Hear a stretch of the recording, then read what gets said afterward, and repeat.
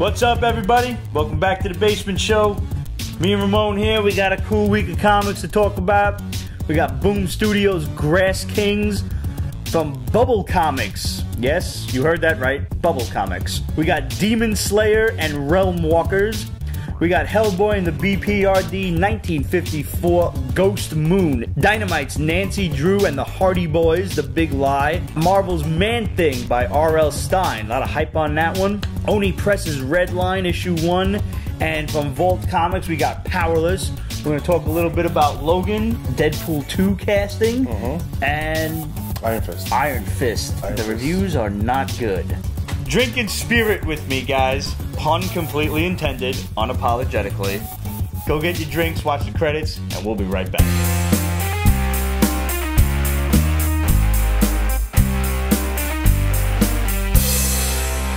Before we even start, a Brooklyn original, 20 years since the death of Biggie Smalls, man. How time flies. Still the illest to this day. Hell yeah.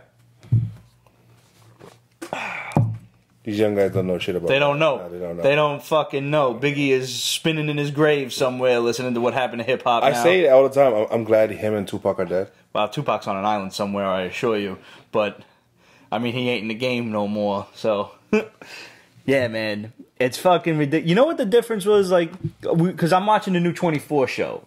Really? How is it? It's not Jack by any stretch. Jack, But I like Dr. Dre. He's cool. You know, he's... The kid that played Dr. Dre in Straight Outta Compton, I have no idea what the actor's name is. But he's doing a good job. He kind of constantly looks like... You know how like Jack always had that... Scowl? Yeah. He kind of looks like that emoji that goes... Like with the little air fucking thing. Yeah. That's what he kind of looks like all the time. Like he's just generally upset about something. But not quite as Jack Bauer upset, but upset. It's a good show. I'm enjoying it. They're bringing in Tony Almeida now for this week. He's a 24 alum. Yeah, I'm looking forward to that. Yeah, it's a decent show. And what the fuck was I saying? Oh yeah. So I'm talking to a friend of mine about this, and I said, you know, I like Straight Outta Compton, because that was the rap music that I listened to. I stopped listening to hip hop when motherfuckers just wanted to tell me how much more rich they were than me. I don't want to hear that shit. Yeah, I don't want to hear about your spinning rims and your fucking big ass house and your boat and whatever the hell else. I want to hear about motherfuckers getting shot in the streets over dime bags. Yeah. That was hip hop to me. Yeah. NWA was fucking the shit. Biggie Smalls, Tupac talking about gunning motherfuckers down. The track, I don't remember the name of it, that Tupac did with Bone Thugs and Harmony, where the shot from the Glock was the bass line. Fuck, man, I can't remember the name of it, but that's one of my favorite songs, like favorite hip hop songs ever. I'll come up with it, or somebody out there must know the track what I'm talking about. Yeah, I expect that anytime now. Yeah. Just for the record, I am monitoring Periscope more than I am Facebook. Mostly because the Facebook comments stay in the comments section, and we can go back and listen to it. So if you're watching on Facebook, no one is behind the cameras right now. Roger couldn't make it. Matt's not here. It's just me and Ramon. So if the feeds go out, we have no way of knowing it. Well, Doug Love from Doug Love. Doug Life. He said Doug Love. Doug Love. Thank you. Thank you. Great fucking song. Who said that? David Peralta. There we go. Pete is into hardcore Thug Life, like reading Bubble comics. You know what? Great start. Let's talk about Bubble Comics, man. This shit came out of nowhere. It did. I'm like, who the fuck are these people? And I Googled. Because, you know, everything's Googleable. It's got to be Russian, right? Yeah, they are. All of it's... Like, I'm looking at the names of the creators, and I'm like, I cannot pronounce a single one of those. According to Google, they're the only Russian comic book company that produces their own stuff. Oh, cool. So I'm like, oh, shit. So basically, the answer to who is Bubble Comics was completely Googleable. It's a thing. Yeah, it's a thing. Yeah. I was so proud when I heard somebody say that shit on the train. I'm like, I wonder if they watched the Pete's Basement Show. You know, probably somebody stole it from us. Guaranteed. Yeah. It's okay. So, Realmwalkers was the first one I read. And basically, you've got... I guess they're like... It's in the modern day because they're talking about like cell phones and stuff like that. Yeah. But they seem to be from like some sort of magical place. Or they're... At the very least, these people look like they were plucked from maybe different timelines or different universes. Yeah. And brought together into this other place called Eden, where that dude whose name I can't really pronounce, he's like running the joint. He's like this old Merlin looking dude. Oh fuck, I forgot his name. Robbie, no, I don't know. Yeah. So there's like a wolf dude and this other dude, blonde haired human and his wife. We got a werewolf, a humie, and his wife. Yeah. And the humie has this magical sword which has a bloodlust. The sword wants you to kill people, and this old man tells him you have to resist the sword's power. He's like, so you're giving me this magical sword and I can't use it? He's like, yeah, basically. Okay.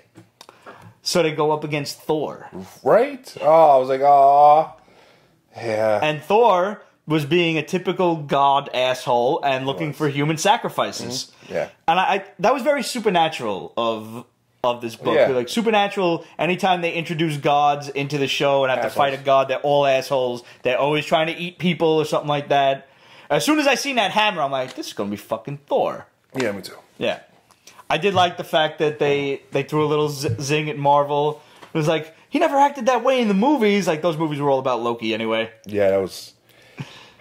Tom Hiddleston does kind of outshine everyone else on screen. All the time. Not for nothing. All the freaking time. So they got to defeat Thor, send him through, back to his home universe or whatever. And now they're being sent into, they said another universe needs your help. Yeah. And it looks like they're going to go up against a Minotaur in the next issue. Which is awesome. The artwork's great. Yeah, it is. Super cartoony, not like anime chibi cartoony, but almost like you were watching a kid's like a cartoon, like a He-Man or Voltron or something like that cartoon, like an 80s cartoon type of thing. It was good. Fun. Yeah. And that's all I wanted out of it. There's not a lot of explanation. It thrusts you right into it. Yes. And everything that I just told you about, I had to surmise for myself. There's a lot of good humor too. There is. Yeah. It was a lot of fun. I'm looking forward to the next issue. Demonslayer, I did not get to read all of. Demonslayer was volume 2, and I was hesitant, but I was like, okay, let me just go in. It is jump unfriendly. Okay. It seemed it. I got like 10 pages in. It's good. This guy, he's literally stopping these people from coming through from hell or other places. And there's this official agency that's supposed to help them, but they kind of have issues getting to you in time. Yeah, so unless somebody's near you and they get to you and they have an anchor to teleport the rest of the guys to you, you're on your own. Artwork was beautiful. And that one is superb, and there's a character that has a lot of eyes all over the place. So he's like kind of demonish. Yeah, that was a good guy. Looking. I know. And it's just, I didn't expect that at all. I was like, whoa. It's kind of gross looking at it because I have a thing about that. But yeah, super computer graphic, digitally painted. This brought me back to the days. Remember Radical Comics back in the day? How beautiful were those books? Yeah, fuck. You want to talk about books that never fucking ended? I remember reading one about this cop. It was like a good police revenge story. Issue 5 of 6 stopped publishing. The Hercules Rock movie was originally from Radical Comics, matter of fact. Yeah, I remember that. There was 2 books for that. Yep. Yeah, there was 2 series, and they were both the Thracian Wars, and I forget what the other one was. The shit that never finished. Were we doing the Pete's Basement show at that time? I don't even know. Yeah. 10 years ago. Oh man. Yeah, I know. I lose track of when books come out. Did you catch up to Afterlife? I'm up to issue 3. I read all of them except for 10, so I read 10 this week. And it's a standalone. Okay. So that's okay. But, like, what the fuck happened with that delay? There's no 11. Now that by the way, guys, in case you missed that cue, I'm finally reading Afterlife with Archie. And I started looking up, like, all the delays. And it was, like, the first 6 or so came out A-okay. And then between 6 and 7 was, like, 5 months. And then between 7 and 8 was, like, almost a year. They're doing old school image type delays. Yeah. The shit started coming out in, like, I think they said 2013 or something like that. Yeah, it's been a while. Yeah, ridiculous. Before that, there was a standalone with Sabrina. The one where she's Cthulhu's bride. Oh, that's interesting. I'll try to find it for you. Yeah. Yeah, Copper has another shit that's ridiculously delayed, but it's good stuff too. So let's talk about Man-Thing. This was probably the most hyped book for the last couple of months because R.L. Stine himself, Goosebumps R.L. Stine, is writing this. And Man-Thing has a cult following. Yeah. And I understand there was a great run back in the day with him. Yep. I looked up his first appearance. Not cheap. Gerber, was it? Oh, I don't remember. It started in Savage Tales, which was a magazine, a black and white magazine. Conan was in that too for a while. Yeah. And hardcore fans are going to be very disjointed with this one because, and they go into it like he specifically says he had to regain the ability to speak and to think, and they go into a little bit of his origin where he becomes that feral beast, and he's like, I had to regain all of my sensibilities. Somebody said poor man Swamp Thing. Who's older? I do believe Swamp Thing is older. Okay. By about 3 to 5 years, I think. I believe Swamp Thing was 72, and Man Thing was 75. Quick, Robin, to the Google Mobile. No, I'm just waiting for the shadow to write. Oh. So yeah. I thought this book tried a little too hard to be funny sometimes. Oh my god, yes. Sometimes it was funny. The whole conversation with the producers, like, please don't leak on the rug. It's Italian soap. Yeah. And he's like, I could try getting like a makeover. It's like, you're scaring the children. Yeah, like, that was cool. The whole conversation with the producer was the running really joke funny. about him being stinky and shit, and it was just like walking through the streets and people like, who does your makeup? And then, like, as half of them like him, the other fucking hipster bitch cunt that was like, you're scaring my dog. So. Yeah, eat the dog. Yeah. You have a fucking little foo-foo, useless chihuahua. There's nothing. Eat it. I don't know. And you know what really upset me? When I finally got into the book, like, when I was really like, all right, this is getting cool, when he was fighting himself. Yeah. And I don't know if this is like a mental thing. Yeah, I don't know either. Or if it's really happening. Because it has a history of being a trippy book. A trippy character. And then the story's done for the month. 17 pages. What the fuck? All to put in a Goosebumps style Tales from the Crypt light story at the end. So weak. So weak. And it was going good. It was going good. And then all of a sudden, it's like, oh, that's the last page? That's the end? Yeah, it was. No. Yeah. There needed to be a much better comeuppance for that dude at the end of that book. Much better. And correct me if I'm wrong, but Goosebumps was never quite that Tales from the Crypt light. No. They were a lot more fucked up. Yeah. A lot scarier, especially too. considering they were aimed for kids. Yeah. It's like, damn. Yeah. It's fucked up. So, Man Thing hits on a few notes, drops the ball on a lot of others. I'm going to stick around because it's R.L. Stine. And really? Yeah, I'm gonna check out issue 2 at least. I'm gonna give this one the rule of 3. See what happens. Okay. It's all you. I know. No, I knew it was all me by around the 4th page. I don't know who's doing the covers. That's Tyler Crook. Harrow County is just on its own different level. But yeah. Oh yeah, Harrow County's good. That's a good horror book. What do you say we do a spoiler-free review of Logan? I loved it. I thought that this was arguably, it's on par with Deadpool as far as a Fox movie goes, without question.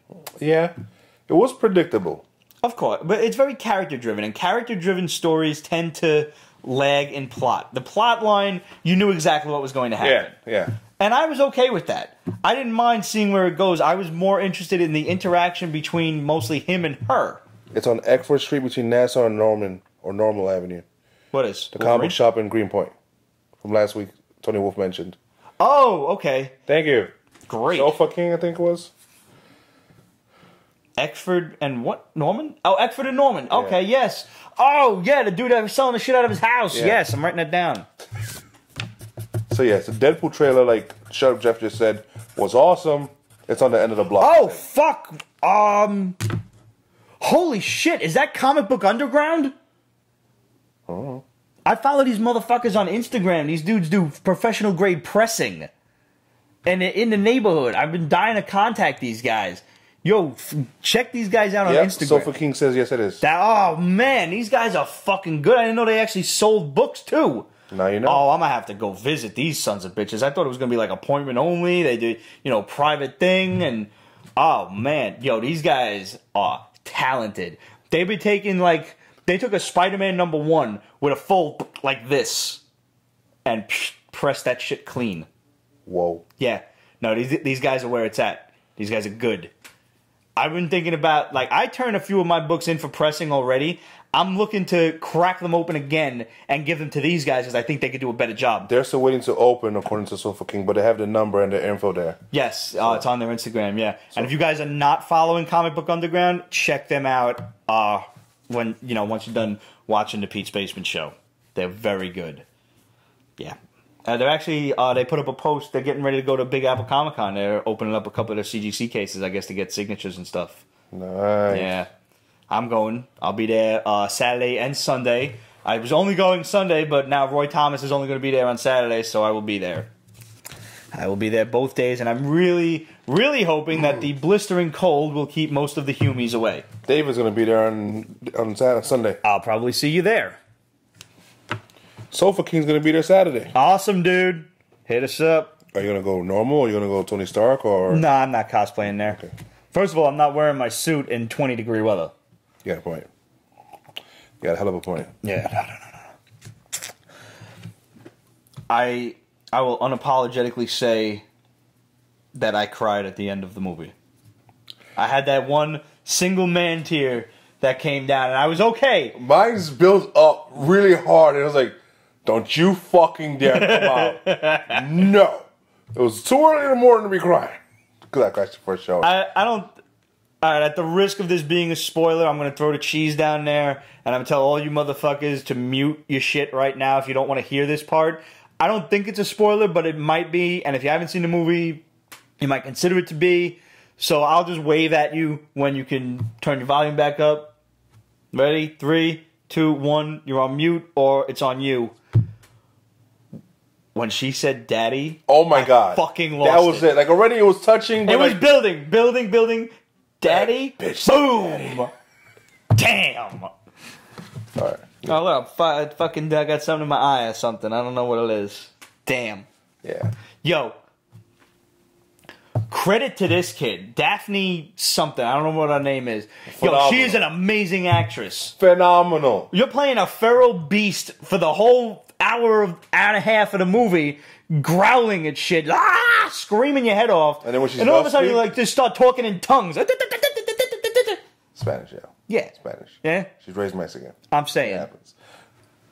And yo, my boy James sent me a great little excerpt from Empire magazine where they're doing an interview with Hugh Jackman, and he's like, apparently the director was like, just give it your all, and he was like, I didn't know what to do, and she's yelling at me, and I'm like, shut the fuck up.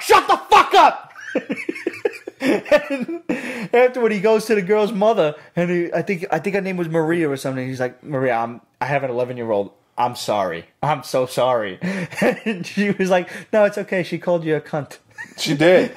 She went in. I think me, David, if El Sinesh was watching, all the Latinos know that, oh my God, she went pure Latina on him. It was kind of scary. And the fact that she has clothes to back it up, I was like, stop playing. Oh, shit. It was a moment. Oh, man. It was such a great movie. I'm going to see it again. Yeah, very, very dark. Daphne Keane. I knew it was Daphne something. She's awesome. What a great little actress, it's like man. They're talking about doing another X-23 movie. Yeah. I'm hoping it's her. Yeah. I don't want an older version of her. No. I want her. Let her age about 3 years or so. Let's have a nice teenage fucking movie, and she can kill some people. Mm-hmm. Oh, man. They did not hold back at all. This was the Wolverine movie we needed 10 years ago. Missing was a costume, but this one shouldn't have the costume. This is the one movie that made sense not having the fucking costume. I know.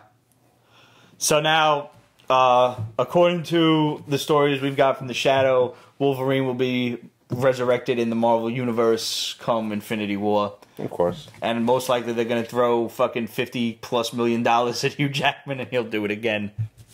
I think he'll do it just because he's a fan, but the money doesn't help. Disney money spends. Yeah. It's taken everywhere. And I mean, it's not like, the guy's over 50, but it's not like he ain't in shape to do it for another 10 years. Yeah, he's 48, but he's... Oh, he's 48? I thought he was over 50 already. No. Yo, the motherfucker's jacked to shit. Patrick Stewart should stop. I know that was a lot of makeup on the show, but he is old. Well, I mean, he is old. Yeah. He did a great... Hearing Patrick Stewart drop F-bombs... Oh, shit. So weird. It's like, Jean-Luc, what are you doing? Yeah. I'm a tracker, so yeah. And I thought it was only going to be once. No. Like, we saw the, the international trailer, and he's like, It's like 3 days in a car. She's 11. I'm fucking 90. And I'm like, whoa. But no. There's quite a few. And it makes sense why he's so angry. Oh, yeah. Yeah. And like I said, no spoilers, but the change that they pulled with the X-Men, perfectly acceptable. Yeah. Loved it. Yeah, it's... Damn. Yeah. Guys, let us know. We'd love to hear what you thought of Logan, and we will have a spoiler-ridden review next week for you guys. Yeah, 2 weeks. Yeah. That's give you guys a chance to go see the movie, go see it twice, really take it all in, whatever you got to do. So, the first Iron Fist reviews are in, and they are not good. You know what's really fucking... A lot of the reviews say that it's a good, except for the fact he's not Asian. Well, that's bullshit. I read a very scathing review that actually delved into it a bit more. Like I've heard the dumb shit that people complaining that the whole movie is whitewashed or whatever. And did you read Finn Jones's response to that? Yes. Brilliant. It is. It makes so much fucking sense. And he was like, so you basically want Marvel's first Asian star to be a martial artist, a martial arts master? That's racist. It is. And he's not wrong. He's not. It would be like horrible. Yeah. Fuck, yo. And that was the perfect answer. Well played, Finn Jones. No, like the review I read, and I forget where I read it in, but it was like the website I was on was a collection of the different reviews, so I forget which one I was up to. But it was like, you know, if it wasn't slow to start and Finn Jones could fight, then it would be okay. Or if it was fast to start and Finn Jones fucking sucked at fighting, then it would be okay. But both of these combinations, and I said this myself in the beginning, I was very disappointed that they did not have a tried and true martial artist to do this movie. The TV series, whatever the fuck, the Netflix Yeah, he shit. was originally white. Yeah, he was always a blonde-haired white dude since Jump Street. Yeah. You're thinking of Shang-Chi, who's coming. Yes. And hopefully is hinted at in this series. That'd be nice. So, yeah, I guess, you know, maybe his martial arts are a little novice. The story does look like it's slow to start. One particular line that I read. Daredevil was a little slow. Daredevil was a little slow. I'm obviously going to give it the chance. I'm not taking any critics' review to heart. I want to see the show. Iron Fist is one of my favorite characters, so I'm really hoping I like it. There was one thing that bothered me, though. And what? Maybe the critics have only seen snippets. Maybe they haven't been given the whole thing. I can only hope, because the impression I was under that was that we were getting the whole story. This guy went ahead and said, Iron Fist is one of the coolest characters, one of the best stories, because he got his fucking superpowers by punching a dragon in the heart. Mm-hmm. And you don't give us this? How could you not give us this? And the fact that is Shao Lao not in the movie, how do you do that? He's got to be in... Where's the budget? You got to have a budget for the dragon. You got to have the dragon. That's the whole point. He wears the fucking emblem on his chest. If they don't have a dragon, or at least show him walking into a cave and then rob us of the dragon, I'd be pissed off. Yeah. But I'd understand. At least, okay, there was a dragon that couldn't afford it, cheap bastards. Yeah. Which is Disney. No, you couldn't afford it. Yeah, and it's not like Ike Perlmutter is still in charge. Yeah. So... That will totally forgo the dragon. Even worse. Yeah. That's a failing mark as far as I'm concerned. I agree. What you just said of like glossing over the dragon, that drops it a letter grade as far as I'm concerned. Yeah. That'll take an A to a B. Yeah. And if it's already at a B, you know, that's going to bother me. So, well, it comes out in 2 weeks, and the rest of us will find out what's up. Want to talk about the casting? Yeah, let's do that. I mean, since we're going in that direction. Domino has been cast. Zazie Beetz. She's cute. She is cute, but Domino isn't cute. That's what bothers me. It doesn't bother me that she's black. Not one fucking bit. But if she's not white, like, is she gonna wear the paint? Right. And is that racist? I don't know. Yeah, now wonder. That's a good question. Ooh. Because if I wear blackface, that's racist. It's racist. If I wear blackface, that's like twice racist. Yes. So, but can a black woman wear stark raving white makeup? I'm sure someone would complain. I wouldn't. So, what are they saying? I'm curious. Somebody wrote white face at LOL. Domino's supposed to be sexy. Yes. Even when Liefeld fucking drew her, she was sexy. Sex and Violence was one of the best. Disproportionate, but sexy. Yeah. In Sex and Violence, she was like, oh my god. A fucking little sex kitten just running. And this girl is cute. I'm sure she has sexy in her, but I haven't seen any pictures of her. Imagine Domino in real life. She's pretty ridiculous looking. She is. Especially when she first came out. Lately, especially like Sex and Violence, she looks good. Toned down like... It's like, it's crazy and shit. You know what I'm saying? She isn't like, she's white, but she's not like paper white. I gotta be honest, I don't remember much of the 90s as far as that goes. No, she was a little extreme. Yeah, the 90s. Fucking swimsuit issues. I say to Fox, quit fucking dancing around the proverbial mulberry bush and, you know, give us Cable already. Who the fuck is Cable? Is it going to be the dude from Stranger Things? I really hope not. I still want... Yeah. He's a great actor. He is. I don't know he could do Cable. Cable's... I haven't seen him portray that kind of character. No. I don't know if... It's got to be Stephen Lang, man. Can we remember that Stephen Lang it should be in the running for this? Tony Wolf is right. It should be Stephen Lang. Yeah, it should be. Fuck, man. Nancy Drew and the Hardy Boys. Did you read this one? Was Yes. this all me? I liked it. I loved it, yeah. It's very Archie-ish. Yeah. They revamped those two. And I'm like, the Hardy Boys, whatever. I really picked it up because Nancy Drew. And then I saw the cover. I was like, stop fucking playing. Oh my god. And the first page was like a retro thing. Yeah. And then I got into it and it was like nice and dark and gritty. I was like... Hardy Boys have been around since about the 1920s or so. You know, teen detectives, if you've been living underground for the past fucking half century. Half. It's almost a full. I used to read these books in the 80s, and I always loved whenever there would be a joint novel between the Hardy Boys and Nancy Drew. For whatever reason, I loved team-ups even then. I loved when He-Man teamed up with She-Ra. I loved when the fucking Thundercats would team up with those hot broads running around in the rainforest. Yes, I used to love those with the little half shirts. yeah. Even then, we knew, man. We knew, yeah.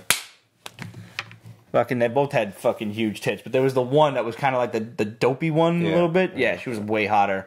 Of course. Yeah. Anyway, so reading this, it's great nostalgia, and if you were a fan, you're gonna love the darker tone on this book, and it gets dark real quick. Second, third page, you're in. All right, this is obviously just good. We really don't need to review it. What I'm thinking is, with this being so just badass, and Riverdale being wildly successful, in my opinion anyways. What else can they give a darker tone to? No, can they turn this into a TV show? I'll bet you, yeah, in a heartbeat. Yeah. I mean, we've seen the success of numerous cop dramas, right? Oh my god, too many. How many of them are on TV? You can't even count. You'll miss something, you'll lose track, you'll count something twice, whatever. This could absolutely be turned into a great dark teen detective show. Yeah, I agree. Or two separate ones, and they do crossovers a la the CW shows. Yeah. Yeah, you could do that. CW, are you listening? Greg Berlanti, are you listening? No, he's busy enough as it is. He's very busy. He is very busy. Him and Kevin Feige are the hardest working men in Hollywood. That is true. There's no question about that. Well, the Russos are working in Infinity War. So for the next year, they'll be probably the busiest. But still. All right. Grass Kings. Okay, I liked it. I loved the artwork. What? Okay. It's watercolor. It's all watercolor. This is the artsy motherfucking Pete. This is the Artsy Pete speaking. Okay. I love watercolors. I do too. But this isn't exactly the best in watercolor art. I see when it comes to like the backgrounds and stuff like that, when they were painting the lake and everything. No, that's cool. And the subtleties. But when I see the fucking fingers going in Inhuman... I didn't even look at that shit. I was just too busy with the backgrounds. Okay, some of the like characters were a little stringy, if you will. Yeah. Okay. And that's no. But yes, overall it is nice visually. Yeah. Especially when they do the whole the spread. Oh my, that was a serious spread. Yes, how long did that take to make? Fuck real, yeah. Oh, and the thing about watercolor is you can't fuck up. No. You can't. And it doesn't look... See, you can kind of cheat if you're painting in watercolor. If you fuck up, you can go over it with white paint, with white watercolor. But white watercolor isn't true watercolor because it's more acrylic-y. It dries faster, and then it doesn't have that nice, pretty dried paper like feel to it. Yeah, it's like putting fucking whiteout on it. And this didn't look like there was any whiteout on it. This looked like, yo, you really thought about what you were doing. You were clearly an experienced artist in this case. So if you found these pages at New York Comic Con, would you buy them? No, probably not. I'm not... See, because once I cross that plateau... No, that's a whole different... Yeah, no, you shouldn't. And look around you. Do I have any room to hang anything up? I have all of those great Jason Edmonston art, the Super 7 He-Man series. Series 3 is coming out soon. I gotta find a place to hang them fucking carded figures. Shut Up Jeff wants to know, does Artsy Pete wear a beret? I don't have like a Kangol or anything, but I got a golfer's cap like the old Italian guys used to wear in the 50s. No, it's almost like a French artist. No, I would never do something like that. Ever. Okay. The worst thing I think I ever did, and I was really high. I was really high because it was college. When you're painting, you don't do this with oil color or anything really super dangerous, because with oil color you have to use turpentine to clean the brush, or terpenoid, which is like the fake turpentine, but it's still the same shit. It's just a silent killer. It just doesn't stink. And I need my chemicals to stink so I know when it's too much. Yeah. Like when I get a little dizzy, that's when I know to stop. Terpenoid, you don't know to stop. So you're killing more and more brain cells. Nevertheless, one time I'm sitting down here, I'm painting and shit, getting ready for class. And well, you smoke a little bit, you paint. Watercolor, you got a drink, no matter what you're drinking, and you got your paint. And the paint, the water paint, when you clean the brush... Mm-hmm. After a while, kind of gets this weird coffee look to it. This creamy color. Okay. And when it's 2 o'clock in the morning and you have a project due the next day, what are you drinking? Oh, you're drinking coffee. Shit. So, yeah, you grabbed the wrong one. You spit it all over your painting. Needless to say, that became a starry night sky instead. Oh, man. Oh, yes. Oh, yeah, that was the word. I got a good grade on that, though. Teacher's like, your interpretation of color is amazing. Like, yeah. You should only know the stupidity. Oh, that's gross. Yeah, no, it was pretty bad. What is that? Absolute sense. I bet that was delicious tasting. Oh, man, it's so bad. You could taste the death in it. Turned it into a Jackson Pollock painting. Yes. Jeff. Yes, I did. And you know what's funny is I used to, when I was in college, and I didn't really look into some of these painters, but I used to consider Jackson Pollock to be a completely talentless hack. And he's not. He actually has talent. Before he started doing that little spottily stuff, he actually drew and painted real stuff. Yeah. And then after a while, much like Picasso did when he became an impressionist or some shit like that, whatever the fuck it was, when he did his cubism shit, Pollock was like, they're gonna fucking buy whatever I do. Watch this. I'm just gonna fuck with them. Yeah. Whatever pays the bills. Yep. However, when you get cock rags that fucking just take a roller of royal blue paint on a big-ass white canvas that's 12 feet high, and that shit sells for $40 million, now that son of a bitch, I'd like to slit his throat. That happened. That happened. That's the end of the sentence. How many years ago? I'm still upset about it. Because it happens all the time. Do you know that I was quietly asked to leave the MoMA? What did you do? What the fuck did you do? For anybody that doesn't know, the MoMA is the Museum of Modern Art in the city. I can't stand that fucking museum. No, it's really terrible. This is all. If you ever want to see talentless fucking hacks making really stupid money, go to the MoMA. I rather loudly voiced my opinion about several pieces there. And they literally looked like a child's scribble on a piece of newsprint. And they were hanging in a museum. And it was not done by a 5-year-old, nor was it done by a retard. It was done by a person considering themselves to be a legitimate artist. And that's not the case. And I felt that people who were looking at this in awe needed to hear that. Nah, you're right. Some people need to be called into bullshit. Yeah. Yeah. So I was asked to leave. I could probably go back. And you know, the MoMA does like other shit now. I don't totally consider it art. Like they did that rain room. Did you see that? Did you hear about that? Okay, this was dope. You're in a room that is pouring raining, but it's not raining on you. There are sensors all along the ceiling that as you walk through, and you're not just on a pad. You can just walk wherever the fuck you want in this room, and it stops raining as you walk. That's cool. It ain't art, but that's cool. So fucking said last time I went to MoMA, I felt like I wasted a day. Bullshit art. Yeah, really is. Go to the Met. Just go to the Met. Last time I went to the MoMA and enjoyed it was when they had an exhibit on Pixar art. Oh. That was nice. Yeah. The rest of the time I'm like, is that an ice cream spoon? That's the same shit I have in my fucking kitchen. That's not art. That's just a fucking spoon.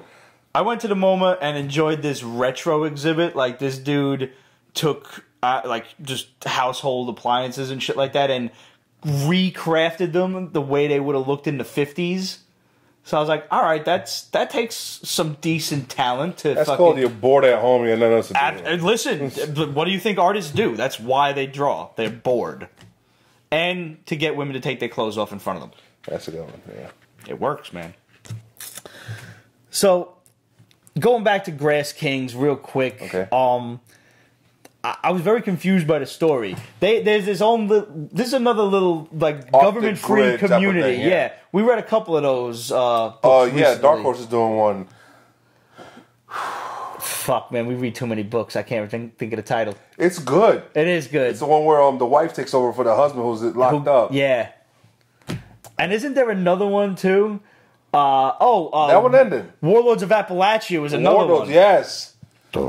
That was a sick book. Yeah, but that takes place in some kind of different kind of alternative future. Yeah. But yeah, no, that is... There have been a few, government-free books, and this is another one where these people are living off the land, off the grid and everything, and these other people are, trying to spy on them from across the lake. the river, yeah. It's just, that's not really that far fucking... I mean... When I think off the grid, it's not just off the grid, it's away from... Right, completely away from civilization, nobody's ever heard of you. But across the lake is not far enough. No. And apparently they got a sniper who was like, the next time you come through here, it's like, you're not leaving. Yeah. All right. And what I didn't understand was about the girl. Like, they're investigating the disappearance of a girl which you don't who find may out have to the drowned. end. Yes. But... This looked like it happened years ago, because it was shown in a flashback. But the way they it looks like it's a week. The flashback was of the king's daughter, right?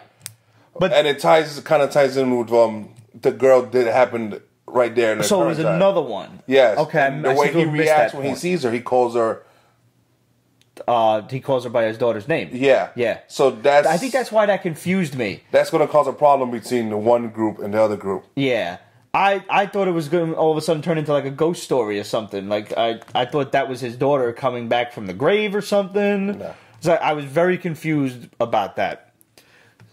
That girl must have swam across the lake or some shit. She's missing from the other county. Mm-hmm. Now I got it. Yeah. See, sometimes you just gotta talk it out. You gotta talk it out. Yeah. Especially the amount of shit we read. True. Your brain just stops functioning after a while, man. Speaking of which, I read Inhumans versus X-Men. They finished this week. Okay. Did you? No. Remember my main... I haven't even touched it. Remember my main gripe with this? How they could solve everything? Time travel or magic? No. How to solve the Terrigen Genesis cloud problem? Remind me? Just vacuum it all up and put it into canisters? Oh, yeah. Okay. That's what they did? Did they work together? No. Okay, so the X-Men started fighting the Inhumans. They totally forgot. Well, I mean, that's the whole plot of the book. They forgot about the new humans, the younger ones. And they caused problems and shit. And so the new humans found out why the X-Men are fighting. Because they're a couple of days away from being, not able to live on Earth. Okay. Which, because of the shadow, we knew they were supposed to be kicked off the planet. Right. Because of the Fox. The whole Fox Marvel thing. But now that that's resolved... They're going to get brand new number ones. But anyways, that's a different show. Well, this is when X-Men Gold and Blue come back. Yes. Right. Holy 90s throwback, Batman. Yeah, Marvel Comics is almost making me give up to the show, Jeff. Yeah. So, of course, Forge magically builds this machine that could just suck up all the gas that's hovering around the planet somewhere all the time. Sure, why not? Basically, Forge builds Megamaid. And, long story short, instead of keeping it in the fucking massive canisters, they destroy it. They destroyed the Terrigen Mists. Mm-hmm. That was creating new Inhumans. Mm-hmm. That makes perfect sense when you don't think about it. No, yeah. And somehow, because of what happened in the whole series and shit, White Queen is scarred. Spoiler alert. Like, she was in diamond form, and Medusa just grabbed her by her with all that hair, and just you see just something pop down, like a piece of diamond. Like, yeah, and she's wearing like this weird Magneto. Oh, that was when Magneto did that shit to her. She's wearing a Magneto type of X thing. Interesting. Yeah, so it's Magneto's helmet, but with Cyclops' X. Oh, and cool. But Medusa still has the diamond, so she can't, get back together. Really? Because last time I think somebody put her back together when she was cracked. Oh, so if she is not all whole, she can't come back. No, she can, but she's gonna be scarred, like bleeding. Oh, I understand. She bleed and be healed and shit, but not like healed. Right. Yeah. Crazy. What if that's like a nipple? That'd be hilarious. Well, it's probably in the face because she screamed, "I'm perfect" right before the big fight scene, so now she's no longer perfect. So tell me this: Medusa broke up with Johnny Storm. Okay, she getting back together with Black Bolt. Yeah, right in time for the movie. Cause, it's gotta happen. Yeah. I mean, I didn't want to. I didn't like Johnny this Storm relationship anyway. either. No. Johnny Storm should be with Crystal, if anybody. I mean, how did Crystal feel about this whole shit? She was tight, yo. They did a whole little couple of stories about this shit. And yeah, she was. I'm behind on that's got to be in the Inhumans core book. I'm ready to just drop the whole shit. We're gonna revamp it again. I know. I'm ready to drop Marvel. Period. But Well, we'll talk about that in a moment. Just spoil one more thing for me. Does Black Bolt remain defeated for the entire series, or does he make a comeback? He makes a comeback after they release him because things just fall magically in place. Of course, shitty writing. Somehow they take out his voice. Your thoughts on the Inhuman casting? Okay, so Jeff wants get to that in a moment. So he can't use his voice, but he's using some of his other powers, and he's fighting. He's kicking some ass, and he gets his ass whooped a little bit. I think they have toned him down a bit. Black Bolt is supposed to be way powerful, but like Thor and everybody else in the Marvel, they've really just toned down their power levels. That's fucking stupid. I agree. I like the Inhumans casting. I think I think we touched on this a little bit last week. Anson something. Yeah, he has a special name. He looks great. Dude from Hell on Wheels, and we saw a couple of images that leaked of him in the costume. I did not share them because the last time I shared a leaked image, they got deleted and I got booted off Facebook. So that was a fucking annoying 3 days. Who's playing Crystal? Yeah. Yeah, she's Isabel cute. Cornish? Yeah. Oh, I don't. Yeah, huh. Does she take her tits out at some point? No, she hasn't. I checked. Okay. I know. I could always count on you. Anson Mount. Anson Mount. Yeah, it's from Hell on Wheels, which I fucking love that show. And Serinda Swan is Medusa. She's hot fine. as shit. And there's some nipple out there of her. Yep. You just gotta look for it. I love the dude playing Karnak, the Asian dude. Ken Leung. Yeah, he's great. Leung. Yeah. Dude playing Triton's cool. I forget. Yes. Asian guy. Let's see. He's the dude Mike Mo. from Street Fighter. Yes. Yeah. Who's the black guy? Black guy's got a special name too. ML Walker. Yeah, that last name threw me for Gorgon. a loop. He's Gorgon. Gorgon got his ass whooped by Colossus. Really? Yeah, that was cool though. It's about time. He's been kicking a lot of ass lately. They didn't show the fight though. What? They showed a couple of swings and that's it. Oh, Maximus. Oh, Mac, that dude from the Battle of the Bastards. He's good. Like Ramsey. He's great. Yes. Like he is such an evil cocksucker that you got. Like I can't wait to see him play Maximus. Yeah. It's almost the same character. Almost. Yeah, he basically is. Mm-hmm. Oh, it's gonna be good. That's gonna be good. You're almost done with Marvel. Marvel will be revamping themselves in the fall. Yes. In a little move that they're calling "Make Mine Marvel." It's not a storyline or anything. They're just, for whatever is going to happen between Secret Empire and Make Mine Marvel, exactly, is going to return the characters to their core basics. Now, a lot of people have been worried that this meant that legacy characters that people have loved, like Miles Morales, Kamala Khan, Sam Alexander, and a few others, were going to go by the wayside. I think that may be the case for a couple characters who just aren't popular, nobody gives a fuck about. I sincerely fucking hope that means that the 1960s X-Men go, see you later. Yeah, Get fucking rid of these kids. I want to see Iron Man come out of his coma and fight alongside Riri Williams. Why the hell not? Iron Maiden or something? Ironheart? Ironheart. Yeah. Why is it still called Invisible Iron Man? I don't know. Why can't you just call it Ironheart? Yeah. Give her her own title and bring Iron Man back into the fold. I want to see Thor get his fucking hammer back. Although I do like Jane Foster, I want Thor back. The price of next week's Amazing Spider-Man is $10 for 40 pages? It's issue 25, yeah. It's ridiculous. So? And there are a stupid amount of variants for it, too. There is... Hold on. Remind me about Spidey 25. I do hope that Sam Wilson does not return as the Falcon. I like him as Captain America. I don't mind having two Captain Americas running around. I just don't want Captain Hydra running around. Yeah. So I think that's what that means. I don't see Kamala Khan giving up being Ms. Marvel anytime soon, especially since Carol is Captain Marvel, and I don't see that changing. I see a return to the ideal Spider-Man, the poor Peter Parker, especially now that it looks like his company's going to collapse after the results of the clone conspiracy. Miles ain't going nowhere. Don't worry. Miles is probably the most popular Spider-Man character in a long, long time. Hands down. And he's a great read. I'm catching up on that right now, but right now he's searching for his dad in Spider-Gwen's universe, and they're like kind of hooking up. So cool. Nazi Magneto storyline, absolute. Huh? Nazi Magneto story. There was a Nazi Magneto storyline a couple of years ago called Testament, I think, but I don't remember anything else. Wait, he was a Nazi? No. Well, he was dealing with in the Nazi Okay, camp no, I remember when that. He was a boy. Yeah, that was good. Yeah, but they can't make a Nazi Magneto story. That I think at that point, every Jewish comic fan should storm the gates of Marvel and throw whoever the fuck thought that story up into a crematorium. We have to bring Adam in here for that one. Yeah, that would have to happen. So Marvel is just bringing back their core characters to look like their core characters again. Don't worry about any of the new legacy characters that you know and love. Bruce Banner will be back as the Hulk. I don't know what that means for Amadeus Cho. I've liked Totally Awesome Hulk. I just don't think we need two Hulks running around. I liked Amadeus Cho as Boy Genius Inventor. I don't need him as the Hulk. So yeah, I don't like him as a Hulk. Yeah. I like the story. Don't get me wrong. And as a quick, year-long stint, fine. But same as Doc Ock as Superior Spider-Man. We don't need to keep this. No, not at all. First appearance of Miles Morales, you have it? Miles Morales, yeah. Jeff says it's cheap. Ultimate End issue 4, I think, something like that. Or it was Ultimate something Ultimatum? issue 4. No, it wasn't Ultimatum. I love Ultimatum. It was the resolution after the death of Peter Parker. Ultimate Fallout 4. That was it. Yeah, there was a bunch of fucking Ultimate shits out for a while there. It was ridiculous. Yeah.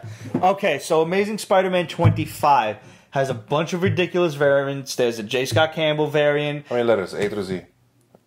Oh, I don't even know, because a lot of these are special editions. Some of them are con variants. Some of them are store variants. I bought a few of them on eBay already. I've pre-ordered a few at cheaper prices, and I'm not ordering every single one of them. I'm just ordering the ones with the artwork that I like, which is what you should do with a variant. Mm-hmm. Don't try to buy variants for price tags. All this week and in the next several weeks, Marvel is releasing Venomized variants of all of your favorite heroes. I don't think this is even leading up to the Spidey Venom, the Venomverse. No, I think it's just something else that they're just doing. This is to it. That's what it is. They're not worth a goddamn thing. They're cover price. Some people are trying to charge $2 more on eBay because they're douchebags. Don't buy into it. If you want to buy a Venomized variant, buy it because you like the character, not because you think it's going to go up in value. The last time Marvel did Venomized variants, those books have skyrocketed. They are insanely priced. You're talking hundreds to almost $1,000 each. Why? God knows. Low print run? I don't know. I think they weren't even big variants. They were like 1 in 25 or 1 in 50. There's no reason that they should command the amount that they are. There's a Hulk variant. There's a I think there's a Wolverine variant. I have the Spider-Man variant, and I bought it fucking like cover price at Midtown Comics, whatever it was, $10, $15. That's an $800 variant now. Variant covers are just... Though this second edition is not going to pull those numbers. Trust me. I'm not telling you how to invest your money, but I'm telling you don't waste it. The last time a company did a big thing like this was when DC relaunched for the billionth time. Yeah. They did the hologram covers. Remember those? Yeah, those were dope. Those are awesome. And those aren't really worth anything either. The big Justice League one was like $150 when it popped out. I think I bought that shit for like $30. They were like visually like really stunning. And then I got it signed and fucking graded. Even the 9.9s and 10.0s of those don't hit those kind of numbers. Yeah. Because they're made with such hard paper that it's tough not to pull off a 9.9 or a 10. There is... See, Marvel's been doing this fucking lazy-ass variant shit with taking a pre-existing image from an artist, recoloring it digitally, making it slightly pretty looking, and printing it out on a variant. Did they just tell you what it is? No, something about an absolute mention of a price of some comic book. It's the variant. No, something about Captain Marvel. Oh, I don't know. Tell us again which one it is. There is a John Romita 1 in 1,000 variant cover for Spider-Man 25. It is simply the first encounter 1,000? So a retailer must buy 1,000 of these issues to get one copy. So you basically just fucked every mom and pop shop. It's $5,000 retail price. That is ridiculous. If you're out there spending $5,000 on a new comic book, you do not deserve to call yourself a comic collector. That book is never going to go anywhere. And if you argue that it will ever go up in price, I defy you to look up the Shield variant that they did, a 1 in 1,000 or 1 in 1,500 cover a while back. That thing was selling for $1,500 at Midtown Comics. You can now get it for at least half that price on eBay because no one fucking cares. No one cares. It's like that scene in Jurassic Park when Newman is sitting at the table and he's like, hey, look, there's a fucking 1 in 1,000 variant that's super rare and it's a recolored John Romita. Look, no one cares. No one fucking cares. Shut up, Jeff says if you spend more than $500 on a new book, you're an idiot. Absolutely. I think that's a bit too high, too. I have said I'm not spending more than $25 on a variant cover. I'm doing my best to stick to it, and I want to add that any variant cover that I bought for Spider-Man 25, Ms. Marvel 2 variant. Wow, I have to look that up. I'm not familiar with it. $2,500 on eBay. There's a lot of stupid shit happening on eBay. Yeah. Any of the variants I bought for Spider-Man 25 were $25 or under. Mm-hmm. I just bought some... They're releasing a Weapon X #1, which may or may not be the Return of Wolverine. Not sure yet. Yeah. I bought some Michael Turner variants. I posted a picture on Instagram. That pissed me off because that's been published before, those covers. Had they? Yes. Oh, I don't have that. This isn't the first time. He did that shit a while back. I think for Ultimate. Maybe. Well, I didn't have them, so I bought them. Yeah. And I bought all three. So it was like $70 divided. Okay, so those were like $30 each. Whatever. I'll bite. It's Michael Turner. You can have an extra $5 from me. Yeah. But like for the price of a variant cover, I'll sooner just go out and invest my money in a golden or silver age book that I can promise is going to go up in value more. How much is that Romita again? $5,000. That's beyond rent. That's several months worth of rent. That's a good car. Yeah, that is a fucking more than a hoopty. Way more than a hoopty. That's an awesome vacation in Vegas where you just don't come with memory. That's a vacation in the islands. That's a vacation in Europe. You can go to Italy. You can go to the Amalfi Coast for fucking less than $5,000. You assholes. Absolutely, let's buy mortgage payments, bro. Yeah. There's not in New York, but yeah. There's a Gabriel Delotto cover of X-23 that's like $800. Look at mine, the Spider-Man variant that I missed out on, the white variant fucking cover. Mm-hmm. That was first it was $80, didn't buy it. Figured I could get it cheaper online. Then it was $200, didn't buy it. I bought the motherfucker. I had to spend $800 on that goddamn thing, and I'm glad that I did because if that book pops up on eBay, it's easily $1,500 to $2,000 at a minimum.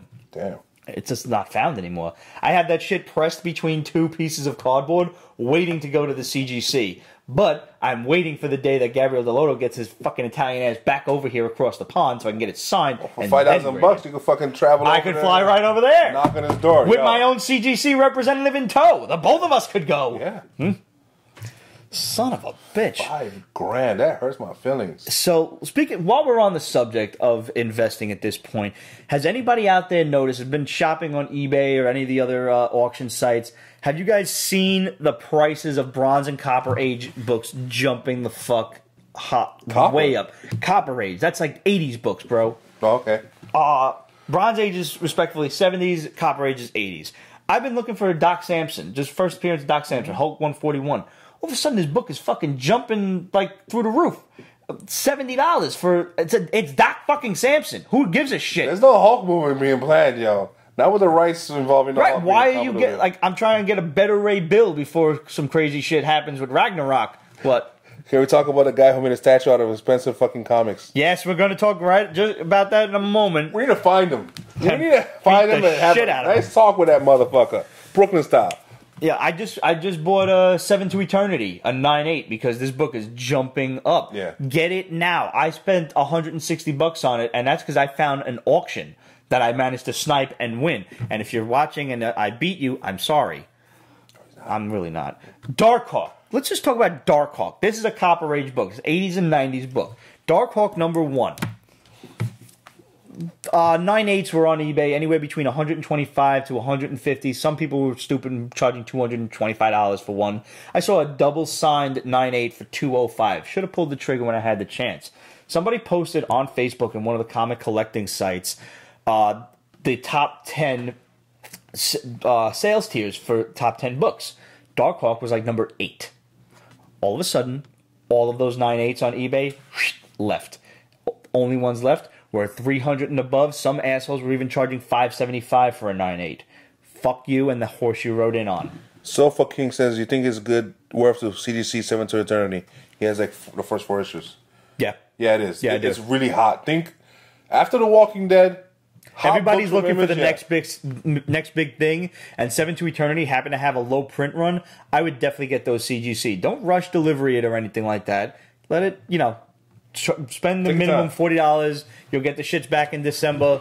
I do also think it's worth it to spend the $100 or $150, whatever it is, to join the CGC club, because it's not even a charge. You spend $100, you join the club, then when you put your books in, you get you have a club number, and you write that club number in, and then you can track the progress of your books. You can't do that if you're not a club member. But along with spending the money to get into the club, they give you a rebate toward a book, and it's the price of like a modern grade book. So you're basically just getting a free grade out of the deal for your money. Mm-hmm. So all you're doing is just kind of signing up and promising that you're going to send them a book to grade. So yeah, totally worth it. Do it. Get those books graded and hang on to them. The most popular cover of the first issue, there's 3 variants, is the original cover, is the cover A. Everybody wants that one. That's the one I got. It's iconic, right? I've recently seen some Darkhawk #1s return to eBay at reasonable prices, but that might be the next book that you want to look into. Is there a CGC company I should talk to at a Big Apple Comic Con? CGC will be there, yes. Oh, the main guys themselves? Well, Mr. CGC's not going to be there. You used Desert Wind, right? Oh, I use Desert Wind. But if you're just getting it graded and you're not looking for signatures, no reason to use Desert Wind. Just go to CGC themselves. You may be able to even join the club there. I'm not sure. Now, I can understand Darkhawk getting pricey. There's rumors, and we know actually more than we've said so much. But Doc Samson? I can't explain I can understand Darkhawk going. Okay, I can understand that.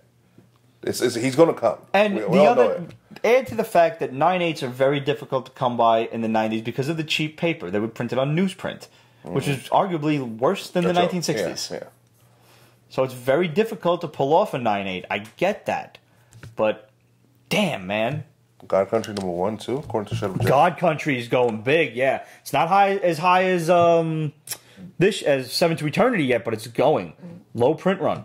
Fucking Image, bro. Where'd it go? Yeah, man. So, did you see this? I posted this shit on Instagram.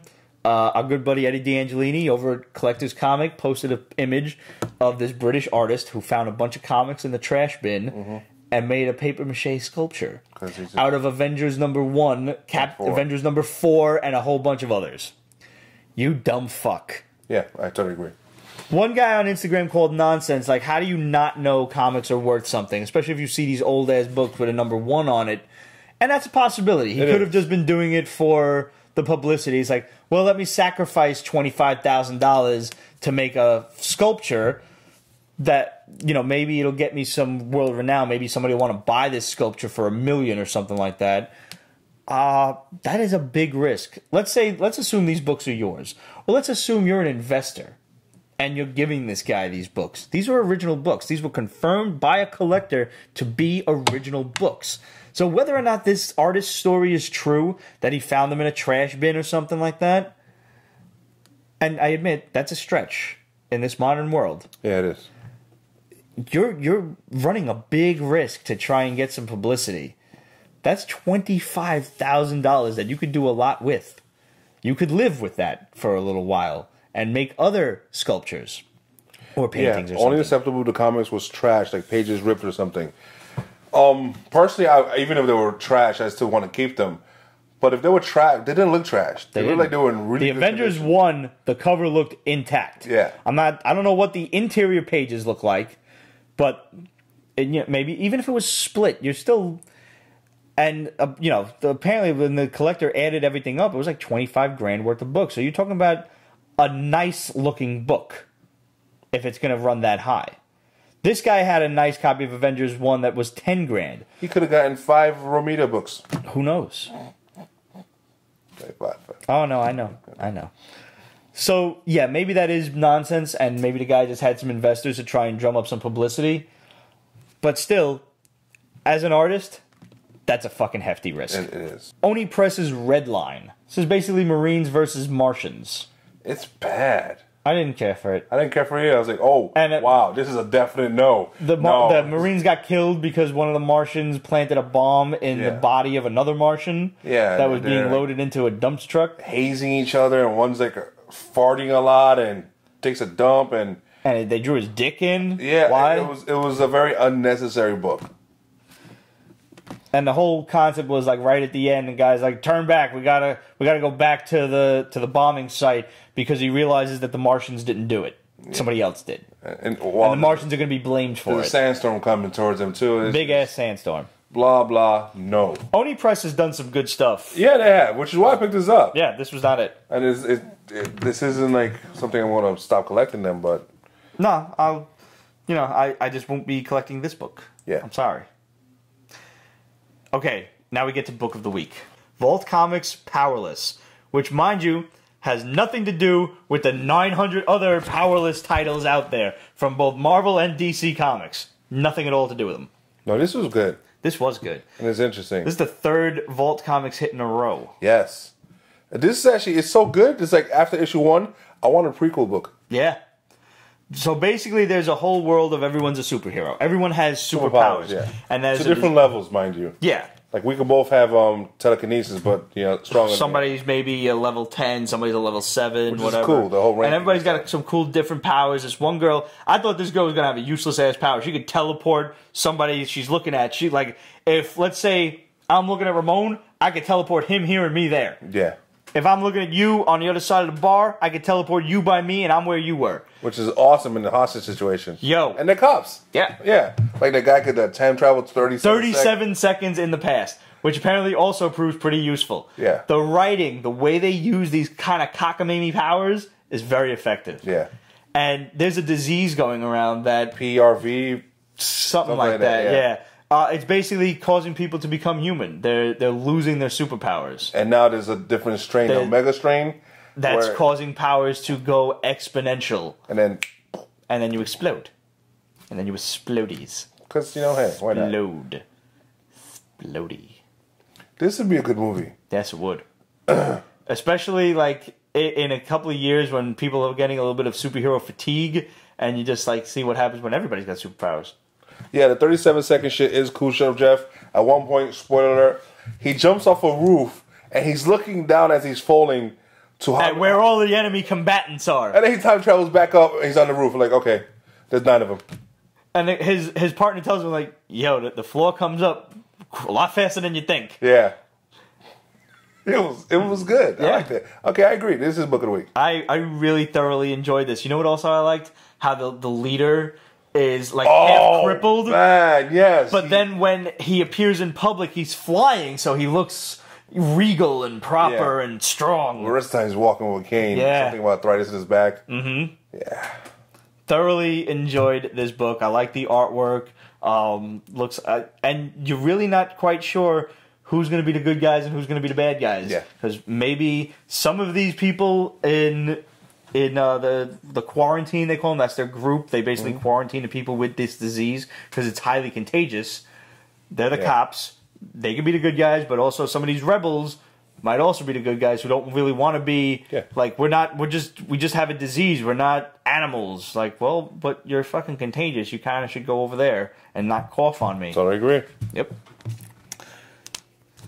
So we have Vault, we have Bubble, we have all these in the comic books, and DC and Marvel just are blowing goats. More Marvel than DC. Yeah. Yeah. All right, let's go to... We got some Instagram questions. Let's go there first. Absolute wants to know 2 questions, actually. Okay. What is your thoughts on the theory, I'm assuming it's a fan theory, and there was something about a deleted tweet involving Bryan Cranston, that Rita was the original Green Ranger, and that Zordon was originally a Ranger at some point in time, and then was trapped in a tube with a 3D wall in the movie? I fully hope that Rita was a Green Ranger. That would be awesome. Point. I think that's a great fan theory, and I hope that's the case. Kind of like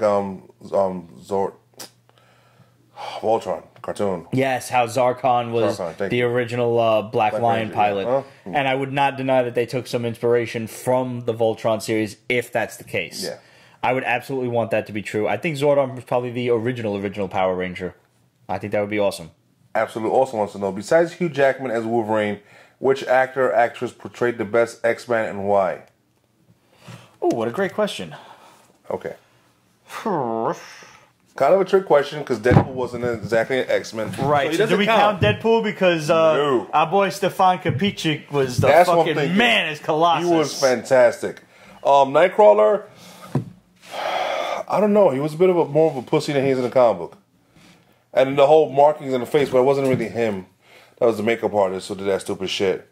Patrick Stewart's Professor X. Patrick Stewart is Professor X. Michael Fassbender was born to be Magneto. Not to take anything away from Ian McCallum, who did an amazing job. Yeah. But Michael Fassbender does is Magneto. Angst more. And yeah. He does that great. He does a younger Magneto great, and he could continue to be Magneto in the future, I think, if Marvel wanted to, pluck him from the time stream as well. That chick who played Blink? Oh, yeah, she was cute. She was cute. Worst job they did, according to Jeff. So Jeff is Rogue. Yeah, Anna Paquin should just kept to show her titties on Vampire Show. I didn't even think she was that attractive, truthfully. Towards the end, she got really in physical shape last season. So yeah, she was kind of cypher. Oh, yeah, she was good. There's a lot of great tits on that show, though. It was. Angel didn't really, that was terrible. The Angel from X-Men 3, The Last Stand. Yeah, that was pretty terrible. That was Archangel was just whatever. I thought Kelsey Grammer as Beast was pretty dope. It was. Yeah, it was pretty good. Shit, who else? Not Apocalypse. And it's a shame because that character, the actor Oscar Isaacs or Isaac Oscar, he's good, and he could have done a great job. And I think the studio fucked Apocalypse up. I think if there would have been more CGI, make him look more like the comics, give him the voice, let him portray it the way Benedict Cumberbatch did Smaug. Yeah. Let him be Apocalypse that way. Well, I think it would have been a much more highlighted role. Storm, no, I'm sorry. Holly Berry was okay. At best. No. Do you know what happens to a toad when it gets stuck by lightning? The same thing that happens to everything else. Cumberbatch cannot be compared because his voice is very unique. Yes, that's true. And he's very But he not only did the voice for Smaug, he did the movement. He was in he's special. He did this whole fucking walking on all fours and shit. Somebody's been enjoying the Blu-rays, huh? Yeah. Yeah. Shut Up Jeff says Apocalypse first appearance is pretty cheap on eBay now. Is it really? I guess that shit tanked after the movie did. Yeah. That's a shame. There's a book that went up and went back down, I guess. So let's get to some bombs from the shadow, and then we're going to close out with one last question. Oh, wait, let me check if he wrote anything. Did he? No, he didn't. Okay. Email. El Shadow. According to private documents, Savitar was originally planned to be a future Barry Allen. Ooh. The producers of The Flash have been wanting to give Barry an evil doppelganger, such as with Killer Frost, Reverb, and Dr. Alchemy. They wanted a supervillain who would be the complete opposite of Barry and incredibly powerful. The writers developed a scenario where Barry, from the future, would send a warning not to trust him, which happened on Legends of Tomorrow this season. Right. Some way, somehow, this is another result of Flashpoint. Why did I say originally planned? This was from over a year ago, more than enough time for the series to head into a different direction. We'll just have to wait. And so we don't actually have confirmation on that or anything. That's just so that's basically officially a rumor. From we'll call that a rumor. It was a plan that we don't know what happened. Yeah. So we don't actually know if that's the direction that they're still going in. Yeah. Okay. DC Films has greenlit an R-rated logo. However, I will say, I'm sorry to cut you off.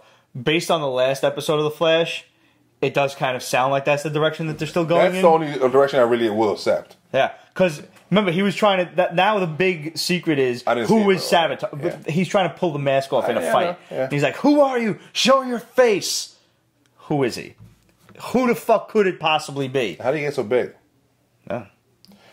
DC Films has greenlit an R-rated Lobo film. Right now, they are considering Gotham City Sirens and Suicide Squad 2 as R-rated films too.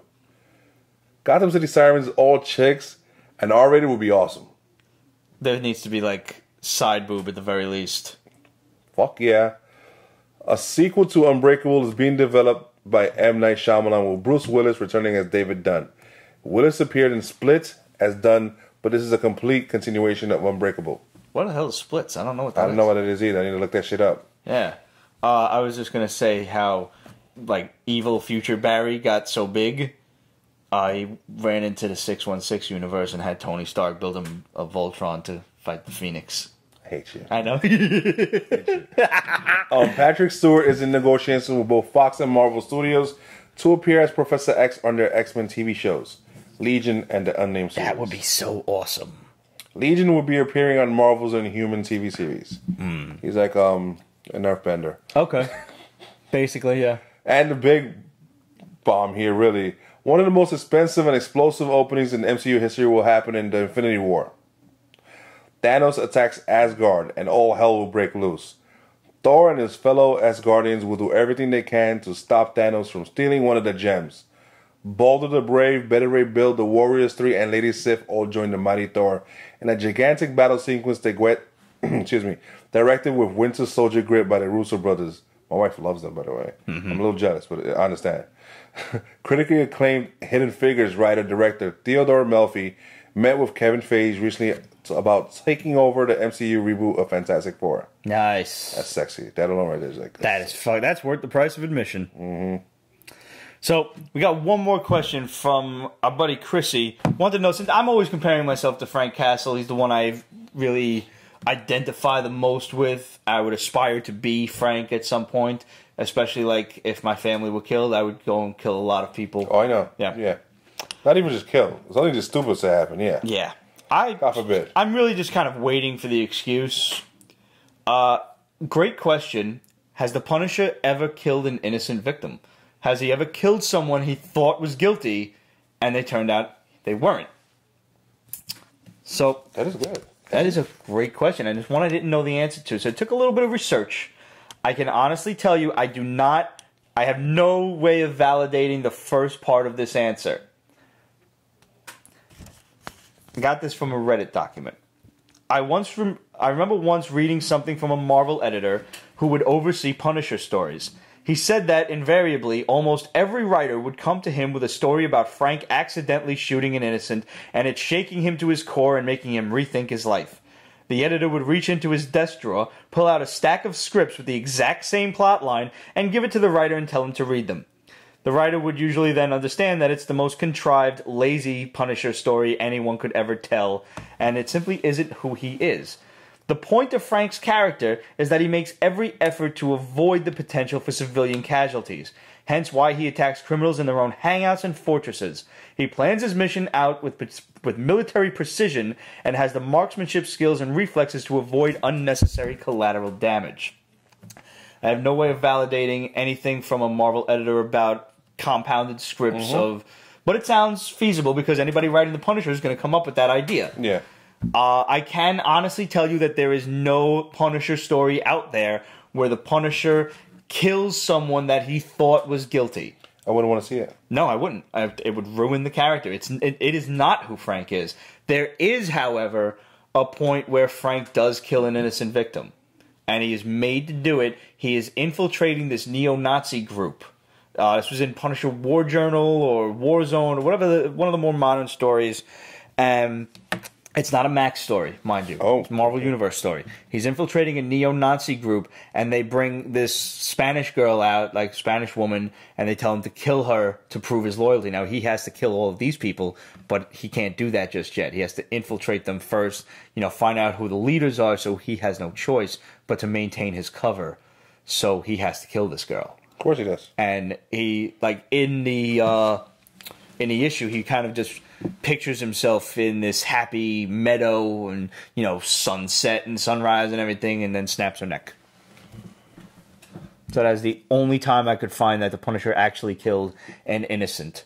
There was a time where he thought that he shot a little girl, but upon further examination of the caliber of bullet, he found it was not his gun.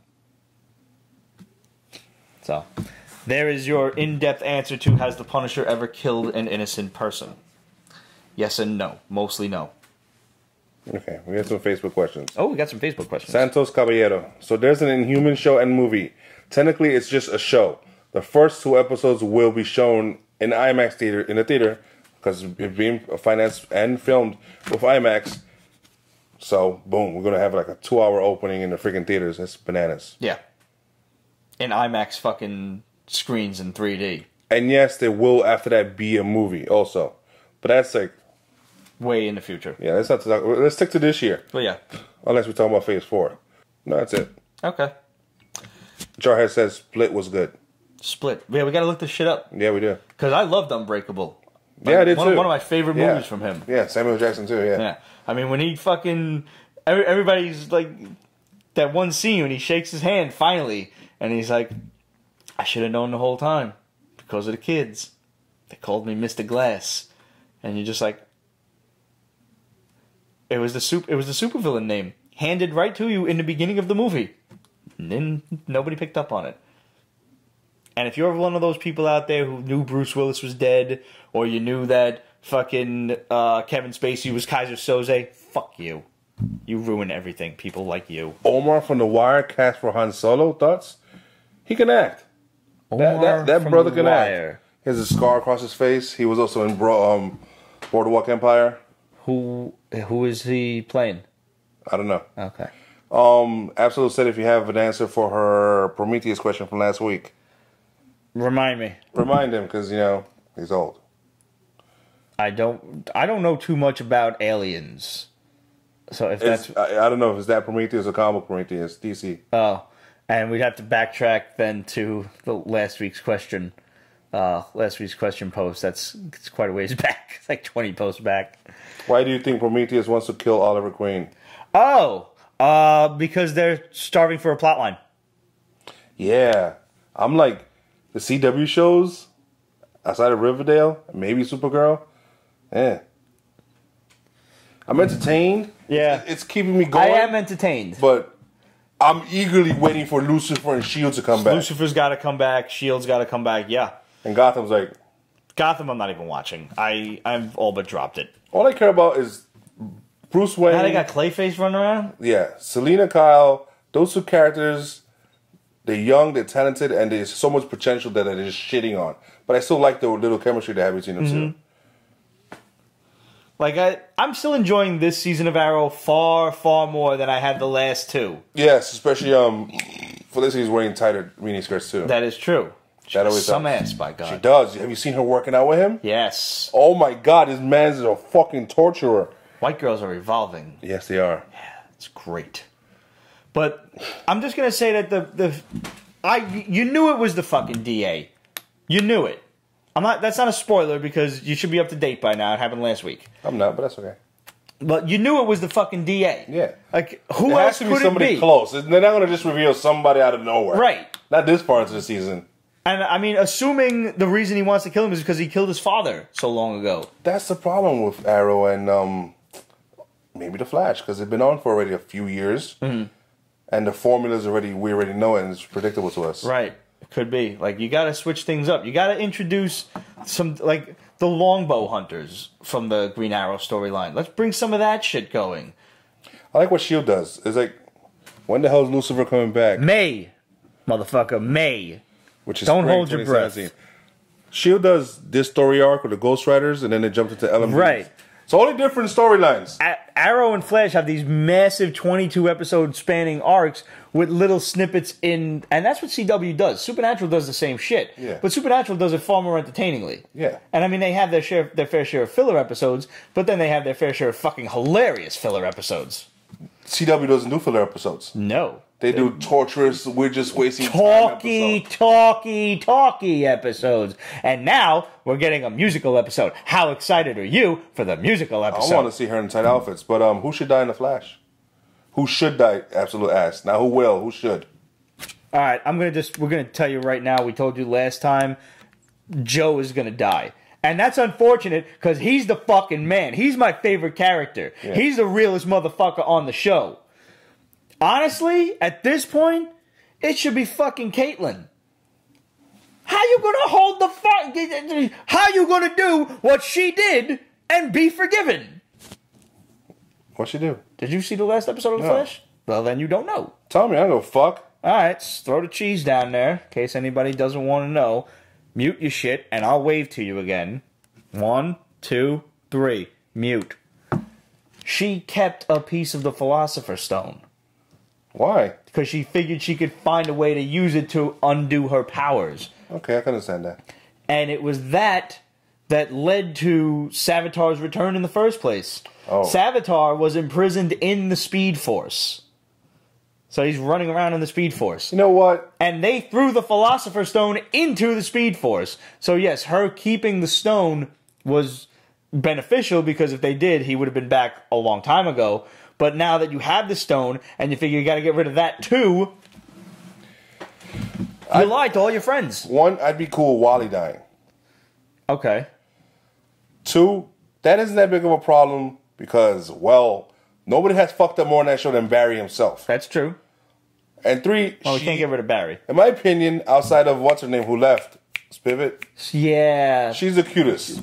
Chantal Van Santen. Yeah, whatever. The one with a nice ass. Oh god, she's pretty, man. She was as much as I like this girl. What's her name? Barry's fiance or whatever. Iris. Yeah, she's nice. She's cute. Her character just isn't developed right. She's annoying. She's like an annoying Lois Lane, and I already find that bitch annoying. Yes, she is an annoying Lois. I don't know how I feel about Lois Lane. Yeah, Lois Lane, Aunt May, they need to die. Yes. So I'll sacrifice anybody but Joe and Cisco at this point. Yeah, I like them. And I mean, Violet Bean is really cute as Jessie Quick, so we can keep her around. She's really cute. Yeah. Anybody else, we could just throw them all on the fucking chopping block. I'm sorry. Oh, the new fucking Wells. HR. He needs to be tortured slowly. Can we bring fucking sarcastic ass Harry back? They did. And for half a fucking episode. It was like nostalgic. Like, oh, he's an asshole. But he's our asshole. He's our asshole. Smallville's Lois Lane was really hot. Erica Durant, yes, she was. She takes her tits out in House of the Dead. She's gorgeous. Yeah. She was just, yeah. Go rent that one. Phenomenal. And that's where we saw first Future Medusa. Yes. She played a fantastic Zatanna. Uh-huh. Oh, my God. Get me started. Well, guys, that just about does it for us this week. Remember, we still have the contest for last week's haul going on. The question from Demetrius was, which supervillain brought together the current Guardians of the Galaxy during Annihilation? Ron Jeremy. Yes, definitely Ron Jeremy. I don't think I'd count Ron Jeremy as a supervillain. Well, if you put your dick in his dick in your face, well, then maybe. That'd be very supervillainy of anybody. He stepped on my shoe. He did apologize, though. That's nice. I met him in a strip club in Vegas. You told him, hey, how about you buy me a lap dance? Not from you, though. Mm-hmm. So, guys, at this point, go on YouTube. You already saw it, and I just told you about it. But if you're watching this again, the question is still available, and it is currently available because I said it starts when last week's episode hits the airwaves, and it was a little late this past week, but either way, the question is now out there. which supervillain brought together the current Guardians of the Galaxy during Annihilation, and you win all of the number ones from last week's haul.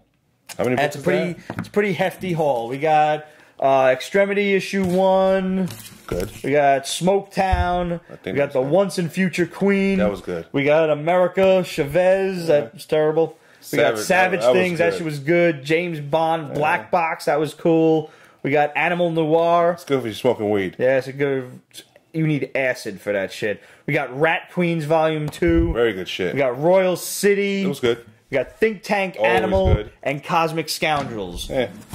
That's quite the haul. That is. And if you have some of these books, well, I encourage you, if you win, to give them to someone else. Extremity number 1 is going to go up in price according to Shut Up Jeff. Well, there you go.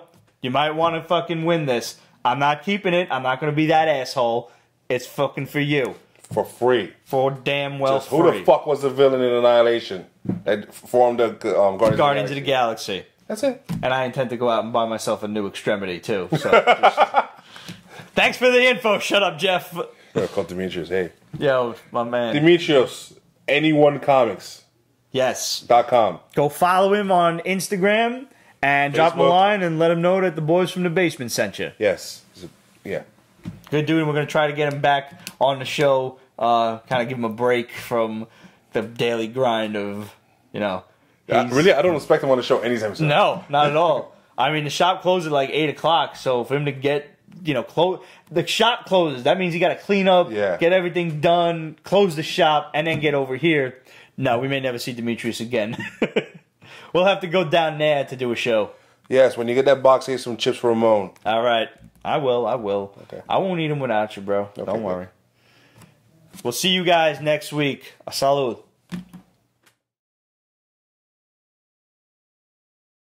Pete's Basement is copyrighted 2017, Ripped Productions. All rights reserved, so go fuck yourself.